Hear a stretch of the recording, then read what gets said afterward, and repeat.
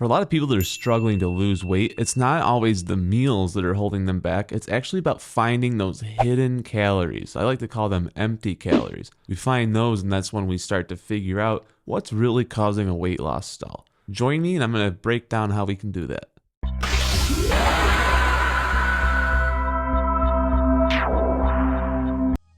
Hey guys, welcome back to my channel. My name is Andrew Fillion, and today we're going to be talking about hidden calories and empty calories. So when I work with a client, one of the things we try to do is identify their foods, figure out where their weight loss has stalled. Usually there's going to be something in their diet. You can either call them empty calories or hidden calories, but the point is they're getting a lot more calories than they think they are, and it doesn't have to do with the healthy food they're eating. It has to do with basically everything around that. So what is a hidden calorie? A hidden calorie is going to be something that is in your diet that you can't necessarily see. An empty calorie is going to be something that you can see, but it doesn't add any value to your nutrition whatsoever. That's going to be obvious things like candy, sodas, cakes, things like that, things that are high in sugar, but that doesn't tell the whole story. See, empty calories, you can cut those out of your diet and you can think that you're on the right track, but it's the hidden calories that get you because you don't know about them. So when I analyze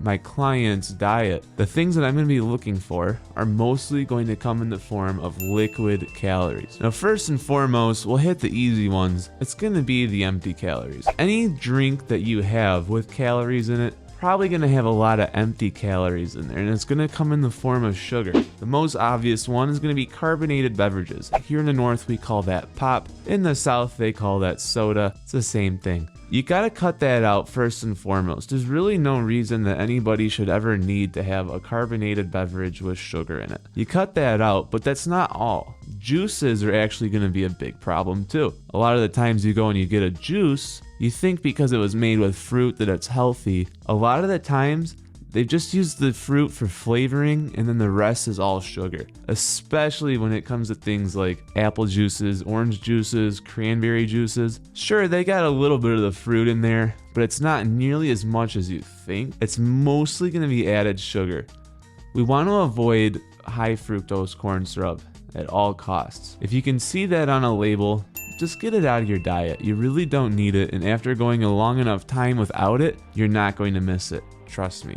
But let's talk about the other ones, hidden calories. This is the secret killer. This is what makes people stall out on a weight loss program, or it's what got them overweight in the first place. Hidden calories are going to come in the form of sauces and dressings. Now, this is very important. If you're going to the store and you're getting things like salad dressings and sauces, you gotta look at the labels. Salad dressings are very deceptive. Even the ones that call themselves a vinaigrette oftentimes are filled with oil. Now, oils, regardless of what it's from, is gonna have between 100 and 110 calories per tablespoon. That's whether you're getting ranch dressing, olive oil, coconut oil, avocado oil. All of these things are going to have 100 to 110 calories per tablespoon. It doesn't really matter what the source origin was. A tablespoon of fat is a tablespoon of fat. Well, what ends up happening is on the label, they start advertising things as healthy. They say, oh, it's got avocado in it, so it's healthy. Well, this one was made with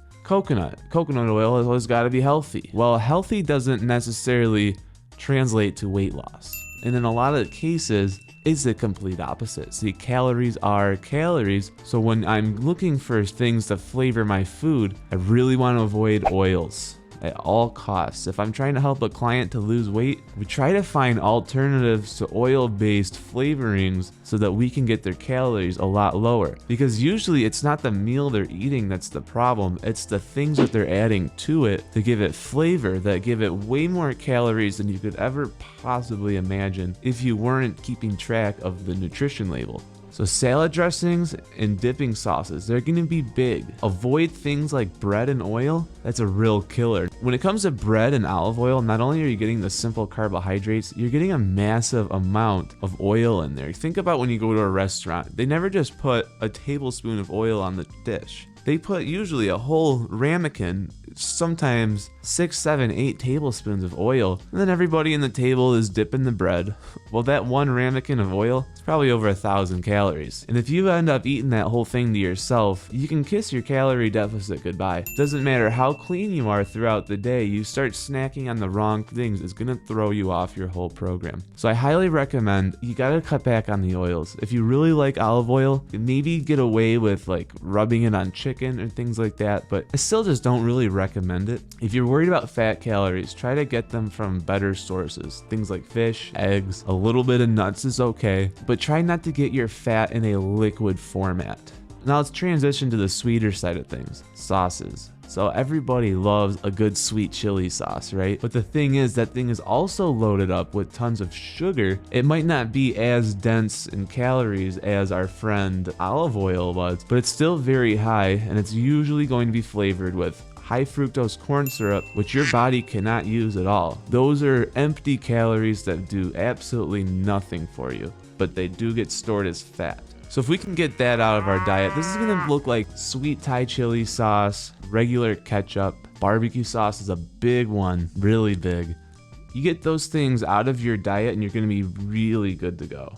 Thankfully, here in 2023, we're pretty lucky because every grocery store is now going to have some sort of sugar-free option for just about all of these. I've got sugar-free ketchup in my own refrigerator right now. I know for a fact that you can find sugar-free barbecue sauce in just about any grocery store across America. So you get some of this instead of the normal stuff, and you start using that for a few weeks, you're going to notice that you no longer crave the original barbecue sauce you were having. You become accustomed to this new one. Same goes for Diet Pop. You go from regular pop to Diet Pop. After you've had 7 or 8, you no longer see the difference between that Diet Pop and the regular pop. As far as your brain is concerned, that Diet Pop is the original pop, which is perfect. 0 calories, that's what we're looking for. When we want to start seeing forward progress, we need to attack the problem from all angles, and that means that we are going to start looking at ways we can reduce calories or prevent them in the first place. I'm a big fan of preventing them in the first place, so I really recommend the next time you're in the store, be very thoughtful about how you buy groceries. If you're going through any of the dressings aisle, I want you to start looking at the nutrition labels. Pay attention to the fat content. If there's oils in them, just imagine 100 calories every time you pour it, because that's probably how it is. Boom, 100 calories. Boom, 100 calories. Same thing goes for the sugary sauces. Not quite as extreme, but it's still up there. You don't want to be throwing on tons of ketchup. This is going to throw off your whole program. So be mindful, look for the sugar-free options if they're available, especially keep an eye out for some other silent killers. Seasonings may have a 0 on the calories, but look at the servings. Sometimes they're wild. They're out in like the 500s. So they're very clever about how they do this. They make the serving size just small enough to get away with saying 0 calories, because anything less than 5 calories, they can round down to 0. It could very well be that it's 4 calories. And then if the thing has serving size of over 500 servings, you've really got 2,000 calories in that one little thing of seasoning that you're throwing on your food. If you're not accounting for these calories, it's going to add up. It really will, and that's going to be where your weight loss stalls. So when I identify my clients' diets, these are the kinds of things I'm looking for, and we look for alternatives that we can swap in. They're still eating the same meals that they enjoy, but by using alternative ingredients, we're able to start getting them on forward momentum so that they start losing the weight. And that's what I want to do for you guys. So here we are at the end of the video, but before I end things, I do want to say, if you've made it this far, I really appreciate you. As I've just started this channel, I know it can be a lot to ask for someone to watch a video with not that many subscribers yet. Well, I really appreciate that you're here, and every little bit helps me grow. So thank you guys from the bottom of my heart, and with that, I'm going to leave things here. I look forward to seeing you guys in the next one.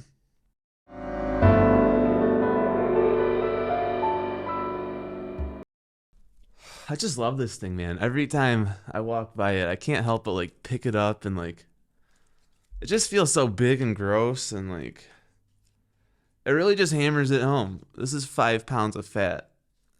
It's like, you kind of like want to get rid of this, right? Like, I'm looking at this thing thinking I need to lose another 5 pounds of fat.